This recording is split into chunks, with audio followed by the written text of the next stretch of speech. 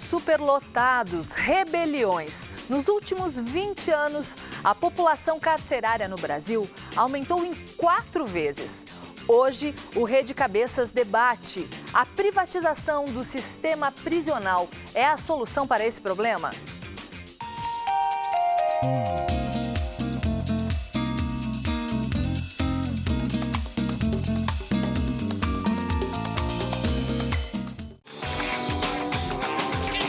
Caxias do Sul concentra atualmente a média de 4% dos apenados gaúchos. Até junho deste ano, 1.133 detentos estavam divididos nas 3 casas prisionais do município, a maior parte deles no regime fechado.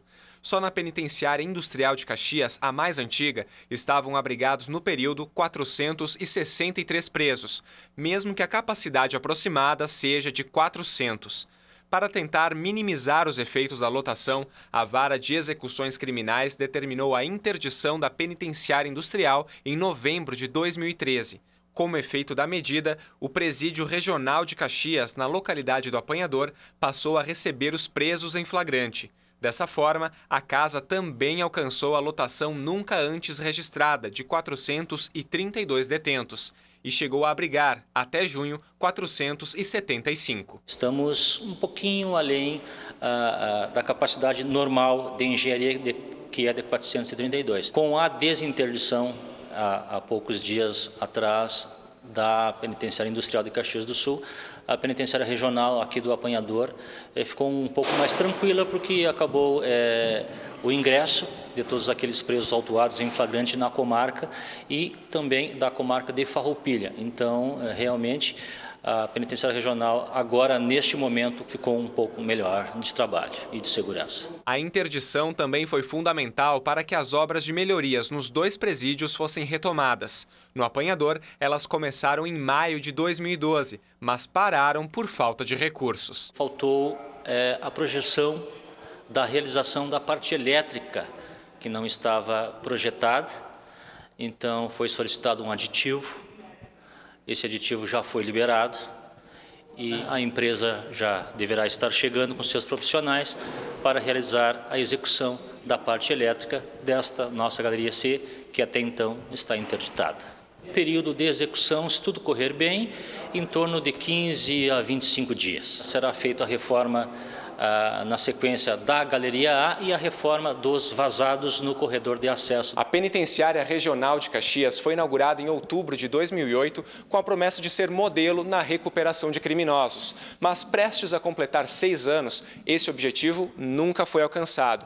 E espaços como este, que concentram salão de oficinas, refeitórios e centros educacionais, nunca foram utilizados. A ocupação, de certa forma, desses espaços existentes no interior da Penitenciária Regional, como salas de aula, oficinas de trabalho, isso depende de uma logística bem estudada em relação a mais servidores penitenciários lotados na casa, mas isso, desde então, a aprovação do nosso plano especial de aposentadoria, houve muitos colegas que se aposentaram, então o nosso quadro funcional da SUSEP está meio reduzido. Então nós estamos aguardando agora o início e a conclusão do próximo curso, que houve o concurso para a SUSEP, e quem sabe lá venha mais colegas lotados para a Penitenciária do Apanhador e a gente possa então iniciar e seguir essas oportunidades de trabalho e de educação aos presos da Regional de Caxias.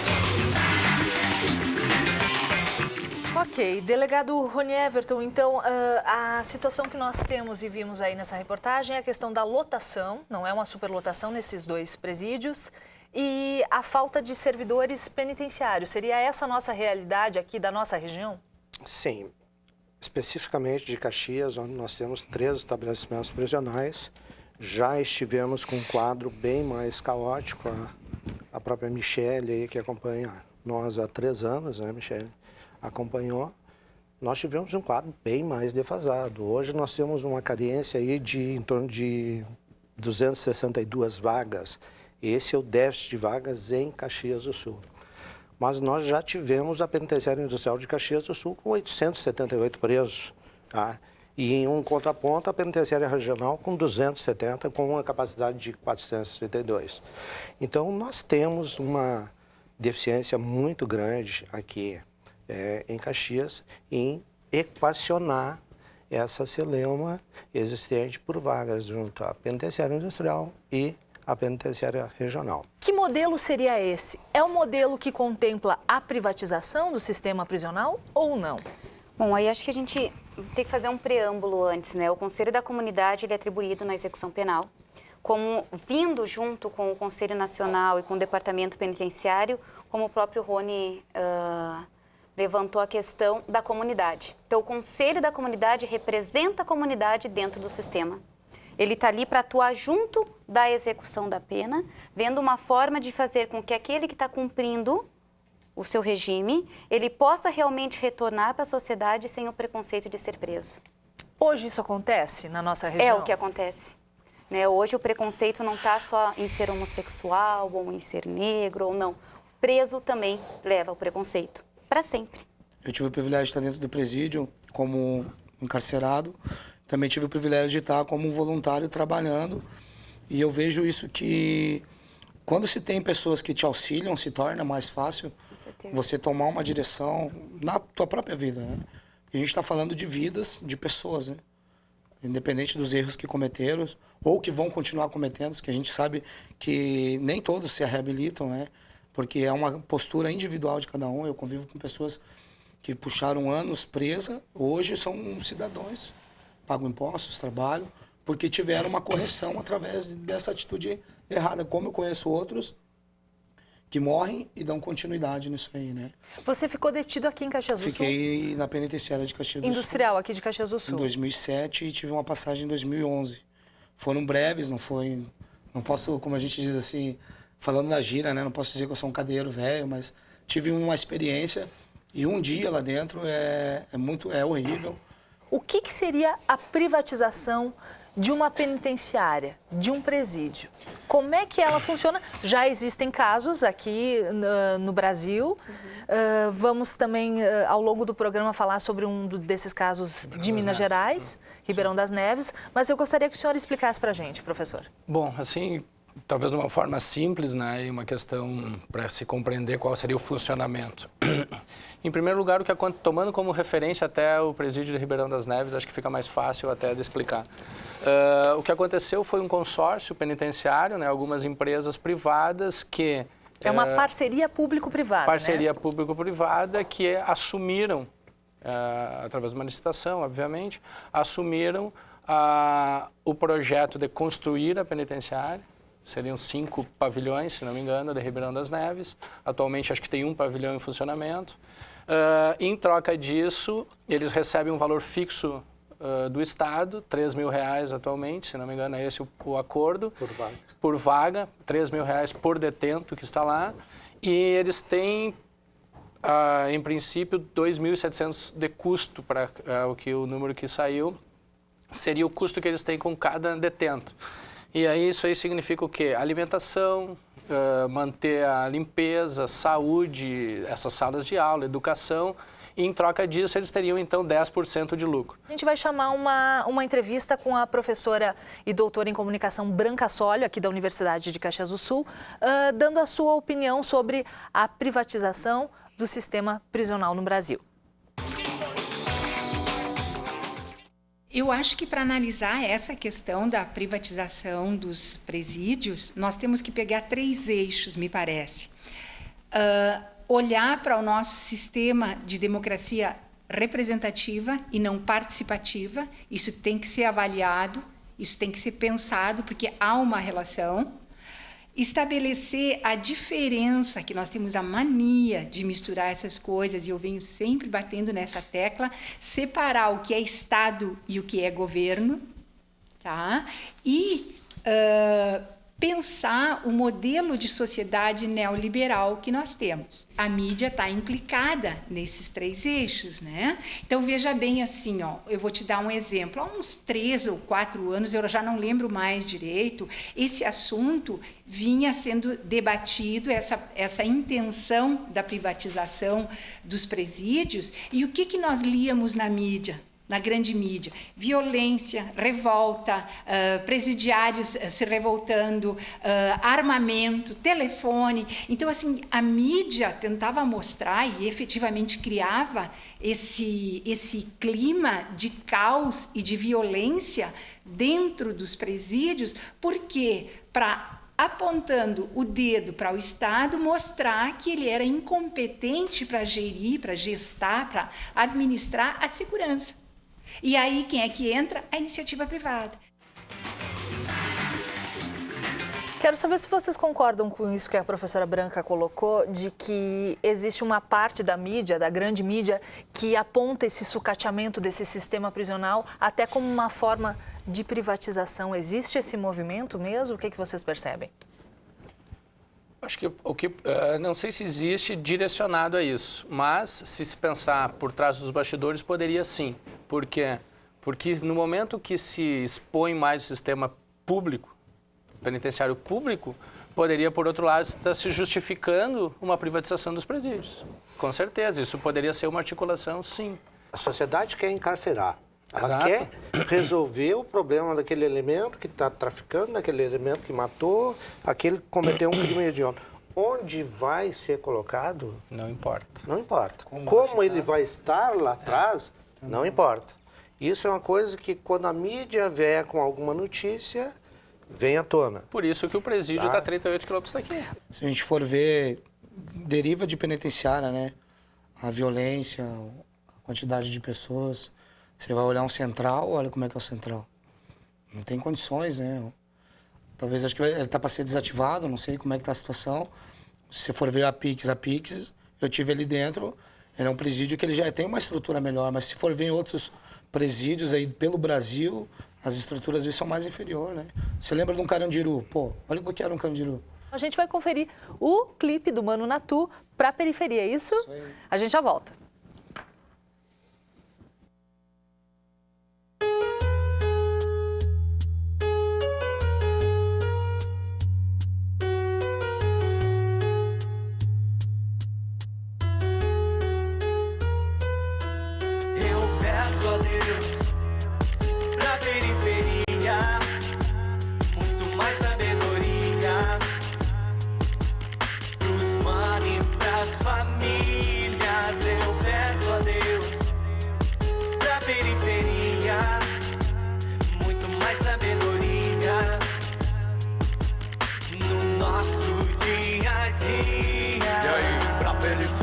Quero mais sabedoria, respeito, humildade pro nosso dia a dia. Sempre tô na trilha, correndo pela vida, sentimento de um guerreiro que nunca desanima. O bom Deus é quem nos guia, nos arde, nos ensina, nos faz ficar de pé entre tanta correria. Curtir na picadilha o som que nos inspira, louvando ao Senhor, não gaguejo na batida. Quem expressa, quem manda rima, pros mano, pras famílias. Geração de sofredor que sempre olha pra cima. A ti, grande cordeiro, te peço meu perdão pelos pecados cometidos dentro do coração. Só clamo proteção, saúde, alegria. Quero mais felicidade ao nascer de um novo dia. Não havendo profecia, sei que o povo se corrompe, mas seja verdadeiro, viu? Olhe o horizonte, entenda que na cruz a cura é salvação. Aprenda a ser mais simples, puro de coração. Ter determinação é sempre necessário. Um bom adorador que vence o adversário na fé, pelo cansaço. 1, 2, 3, mão pro alto, seguidor de Jesus Cristo. Flecha que acerta o alvo, e aí pra periferia. Quero mais sabedoria, respeito, humildade pro nosso dia a dia. Eu peço a Deus pra periferia, muito mais sabedoria.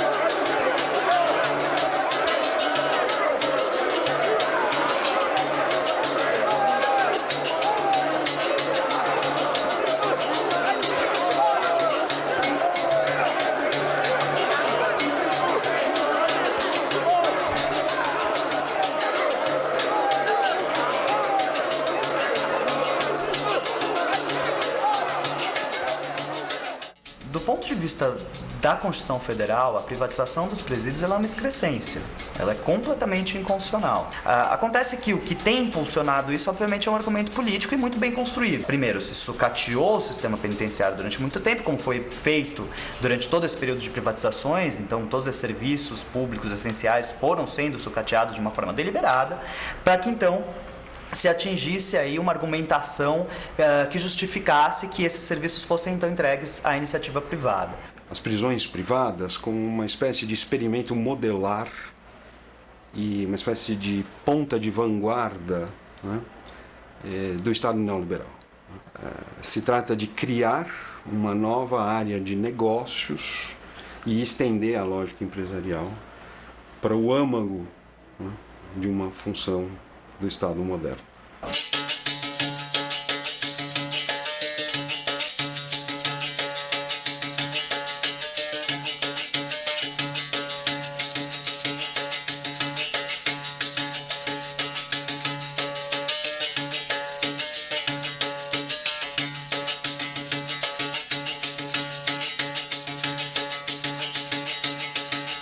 Empresas.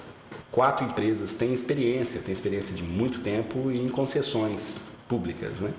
Então, rodovias, concessão de tratamento de resíduos, e uma tem experiência no tratamento de preso, tratamento penal, né? Que é a INAP, tem 10 anos de experiência com cogestão. Entraram as empresas ligadas à privatização das estradas, porque elas são capazes de reduzir custos, né, onde o Estado não reduzia. Então ela ganha por aí, ela ganha muito mais, porque ela, além de reduzir custos, ela percebeu no sistema prisional uma possibilidade de transformar o preso em fonte de lucro. Com a possibilidade de construir uma parceria público-privado na área prisional. Então, o tempo todo a gente está mostrando que é possível fazer. Então, acho que precisa solidificar esse projeto. A lógica é que o parceiro, ele faz um trabalho junto com o Estado, aí é um trabalho conjunto, de buscar empresas que se interessem com o trabalho do preso. Está sendo usado como um cartão de visitas para mostrar, olha, é possível investir de uma forma mais contundente na questão do atendimento ao preso, e no final disso tudo, quando tiver 5 unidades funcionando, quando já estiver operando, a gente chama de pleno voo, a gente vai aferir a questão do lucro. Ok, vimos então esse exemplo desse complexo penitenciário de Ribeirão das Neves, em Minas Gerais, inaugurado em janeiro de 2013. Deve ter sido um dos primeiros dessa parceria, de repente, delegado no Brasil? Foi um dos primeiros, é uma parceria que já se estendeu a um sistema de cogestão prisional, onde o Estado e a parceira pública entram para dentro de um complexo e o assumem. Tá? Existe uma participação lá do sistema prisional, do sistema penitenciário de Minas Gerais, dentro dessa parceria. Tá? Então, existem agentes penitenciários, pessoal de segurança, pessoal técnico trabalhando em conjunto. Acho que a Michele vai querer falar sobre isso, mas eu gostaria de resgatar com o professor Michelangelo a questão apontada ali nesse documentário sobre a inconstitucionalidade dessa privatização desse presídio. Daria para o senhor explicar didaticamente para o nosso público? É que, constitucionalmente, é função do Estado aplicar a pena. Não, ele não pode, não é como um serviço, ele não pode terceirizar. Como os demais poderiam ser terceirizados através de parcerias como rodovias ou saneamento ou qualquer outro tipo de... A aplicação da pena é exclusiva e privativa do Estado. Realmente não é o presídio, da forma no qual se encontra, que nós vamos conseguir fazer com que o cidadão melhore. É sim a parceria de um sistema junto de uma comunidade que também vai abraçar a causa. A sociedade vira as costas para essa realidade? Se falou o presídio, falou o preso, ela vira as costas. É muito difícil você conseguir uma doação, é muito difícil. Nós temos algumas parcerias que ajudam com algumas coisas, mas é muito difícil você conseguir um apoio, conseguir às vezes alguma verba para implementar algum projeto social. Nós temos 1.133 presos hoje recolhidos em Caxias do Sul. Em 1.133 presos, nós não temos nenhum torneiro mecânico, nós não temos nenhum soldador, nenhum marceneiro, impossível. Nenhum construtor. Poxa, então eu estava dando então, exemplo. Assim, hoje, se nós depende tirarmos de vontade de todos. 1% desse pessoal da reincidência, e hoje ela abarca 75%, tá? Nós estamos fazendo bastante. O que ocorre? Quando você sai de dentro de uma penitenciária, a primeira coisa, você sai sem sentido da vida, né? Imagina, eu me lembro quando eu saí na rua, até a claridade do sol, ela já me tornou o que eu estou fazendo nesse mundo. E você vai procurar emprego. Acho que o que o diretor colocou é muito importante, e o que você colocou também é muito importante, porque se privatizar, você vai estar trazendo um comodismo e um conforto para quem está dentro de um presídio. Mas se trazer uma alternativa de mudança, o cara vai sair e vai trabalhar, meu. Então ele já vai sair focado, vai sair objetivado. Se ele sai sem sentido, ele vai fazer o quê? Já me aconteceu de eu ir procurar serviço e ganhar um não. E passar perto do mercado, de um posto, ou ver alguma situação que era fácil de cometer o furto e pensar, vou levar a grana hoje. Você acredita que um presídio administrado por uma empresa ou por uma concessionária de empresas, ele vai ser melhor do que um presídio administrado pelo Estado? Não. Não, porque o Estado ele tem um compromisso com a sociedade. E o compromisso da sociedade é contribuir. Por mais, o que eu penso? Eu acho que todo mundo tem o direito a uma chance e a uma oportunidade na vida. Eu vendo cada um aqui, até você mesmo, você teve uma oportunidade. Você teve uma oportunidade, eu tive uma oportunidade na música, como cada um tem uma oportunidade no trabalho que realiza hoje. Se essa porta não fosse aberta, o que seríamos? Será que estaríamos aqui hoje? Será que um cara que está apenado, será que ele retornará de novo? Claro que existem pessoas que não querem mudar, a gente sabe disso. Mas eu conheço muitas pessoas dentro do presídio que elas querem mudança. Quando eu entrei no CASEME, tá rolando uma reforma na frente do CASEME, e os guris estavam do lado de fora e estavam os funcionários da prefeitura trabalhando, e os guris bem assim, ei tio, você tá aí parado aí, nós loucos para trabalhar aqui. Aí quando eu entrei lá dentro, eu fui trocar uma ideia com os caras, e é verdade, meu. Às vezes os caras têm a oportunidade na mão e não valorizam. E existem outras pessoas que querem ter a oportunidade. Você roubou, matou, errou, é comum na sociedade hoje, mas... por que a gente não pode contribuir algo? A gente pode fazer uma gotinha, alguma coisa assim, para que haja uma contribuição para a cidade, para os bairros e para as vidas das pessoas também. Obrigada, Mano Natu. Eu quero saber com a minha diretora se a gente pode chamar a entrevista com a professora Betina ou se a gente... Então, a gente fala com a professora Betina sobre o papel do presídio na visão do filósofo e teórico social francês Michel Foucault, sobre essa questão da ressocialização, isso que o Mano Natu colocava aqui conosco também.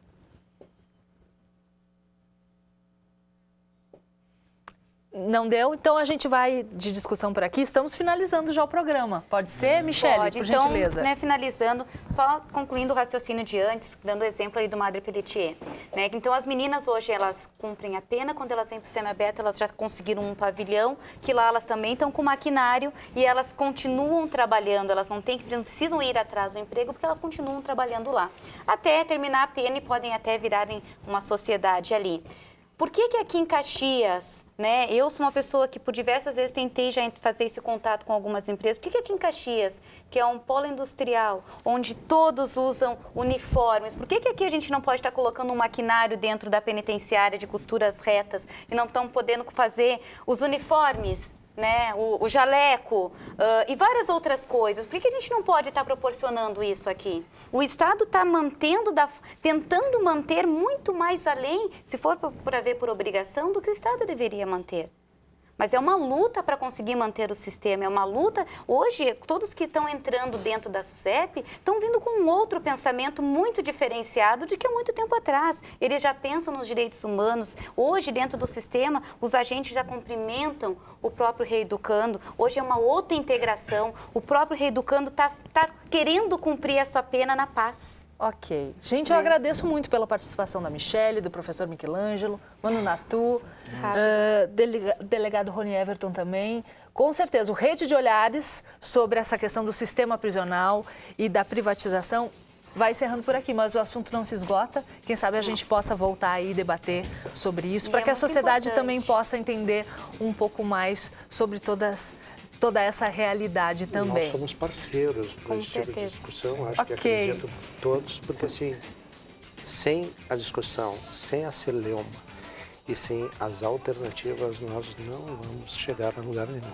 Não se constrói Nós nada. estamos num caminho de melhoras, porém, nós precisamos discutir mais, nós precisamos investir mais e olhar de uma forma diferente o sistema prisional. Que a gente possa ter conhecimento e informação para isso e informar também essa sociedade, essa comunidade que nos assiste. O Rede de Olhares de hoje vai ficando por aqui. Até uma próxima.